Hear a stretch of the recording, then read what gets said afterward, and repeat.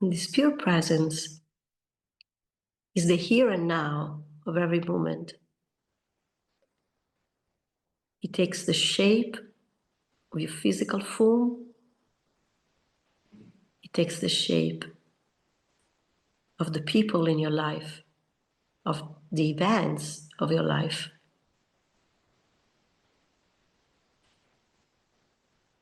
As your state of consciousness vibrating changes, your life is changing. Because life is an emanation of the state of consciousness in which you vibrate.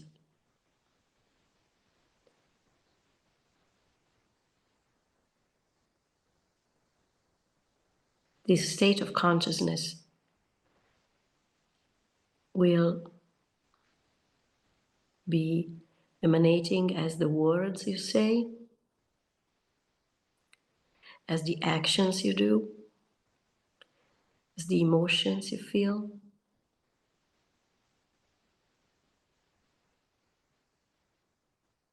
Exactly like light, even if invisible, is composed by many different colors.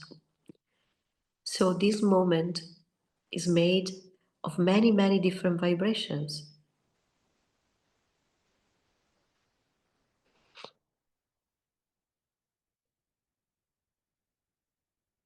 The more you go deeper in the recognition of what you are, letting go masks and false identities. And the more this moment, as it is going to reveal its beauty, its light, its glory, its perfection.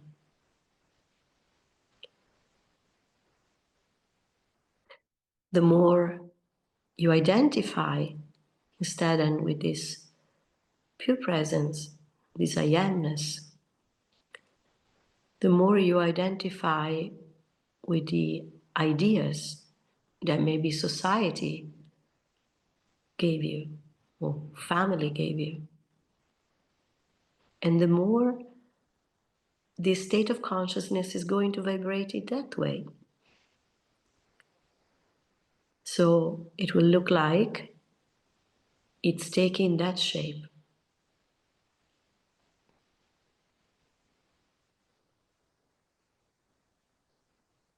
But in every moment, the chair you're sitting in, the water you're drinking from your glass, the air you're breathing, your very body, your very mind, your very feelings are nothing but a frequency of this I amness. The substance of all you see is this. Our spiritual journey is unmasking ourselves from these false identities and revealing this brightness, revealing this pure presence, resting on this threshold of the I am. And maybe when we will be ready, taken beyond it, into the eye of all, into samadhi, into awakening, into full awakening, we could say. It's a journey, it's a process. It's not something that happens overnight. And yet, in every single moment, you can step like a window that opens suddenly, like a curtain that is lifted and the sunlight shines through. You can be guided to see this. And then, maybe seconds later, or minutes later, or days later, if you're lucky, the old ideas come back and probably identify with them again. And maybe this that you saw becomes a memory, a very cherished one. But it creates a drive in you, a force in you, a hunger, a thirst for liberation, for destroying everything that you're not. Because now you saw, you've seen the truth of you. This is something that I'm sure, I'm certain, it's the experience of many, of maybe all here.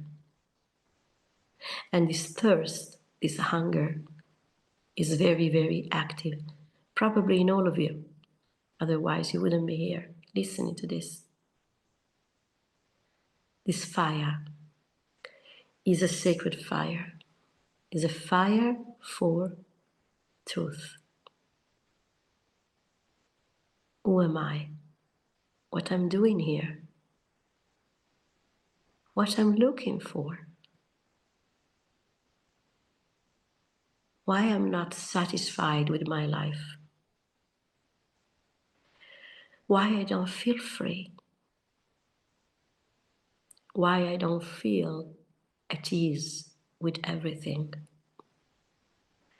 Why my heart is not at peace? You can look for answers to these questions in the mind. I'm not at peace because my work life, it's not like I want it, or I'm not at peace because I don't go well with my husband or with my wife.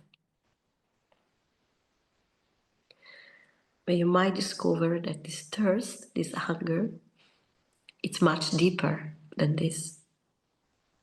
And it's pointing to a total surrender to what is. When nothing of you remains, and there is only the moment. When you're humbled by life and its grace, then you see the total simplicity of this, its grace. You're going to see that everything is actually perfect as it is. And a coherence between the truth that is in your heart, the abode of consciousness, and the way in which you think, and the way in which you speak, and the way in which you act. You're going to see a coherence in this field, an alignment that would not be present otherwise, because the ego is a constant interference. And it's felt like this, as an out of tune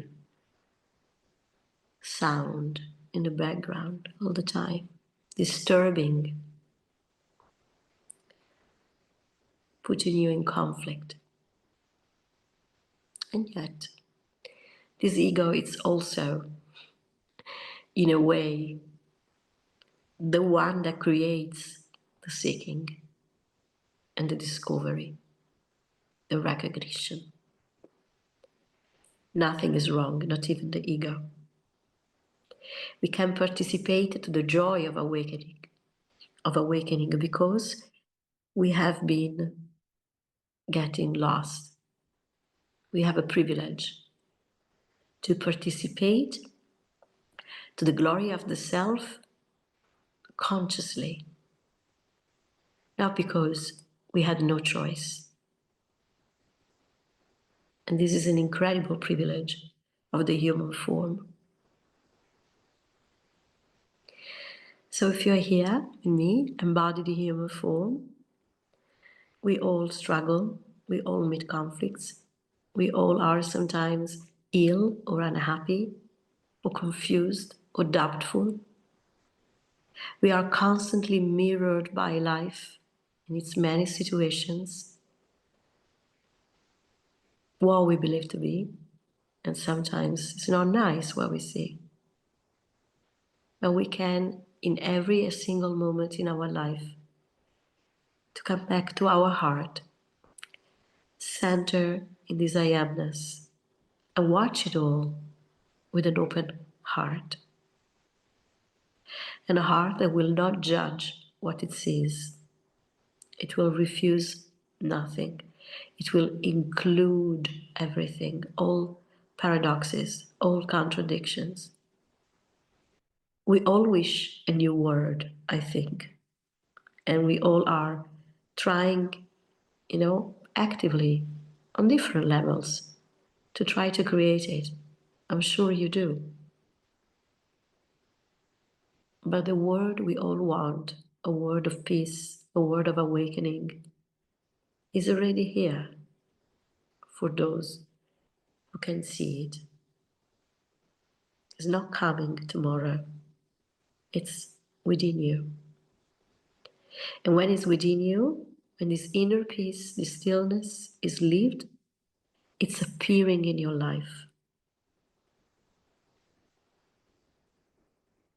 And this is going to be the state of consciousness, the vibration of consciousness that you're going to be embodying,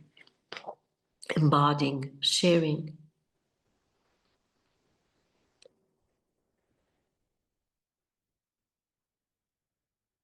Sometimes we think that for finding peace, we need to know many things, or we need to know of the world, we need to know many things about ourselves as a person. And in reality, it's not like this. We need to remain with the highest guru that is the heart, that rarely speaks, but is always, always resonating with itself, your spiritual heart, the abode of consciousness. When it's meeting itself, resonates. When you find a person that is speaking from the heart, you feel it. It resonates. Because this inner authority, your inner guru, yeah, is within you. When you meet a person like me that speaks about this, it's just a mirror of you, of this inner authority in you.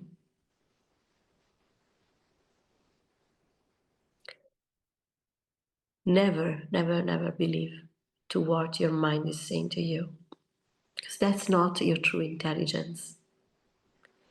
Your true intelligence is perfectly embedded in the universe, is perfectly wired with all there is.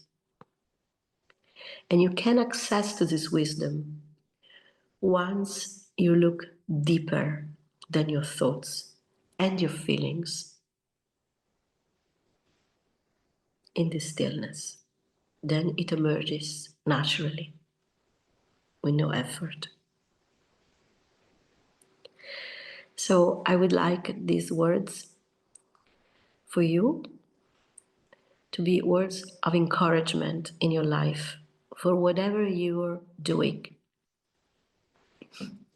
whatever challenge you're meeting now, little or great, knowing that it doesn't matter what the stories of the mind are, there is something in you that can take in all the facts of the situations, shake away the interpretations, and stay in the heart.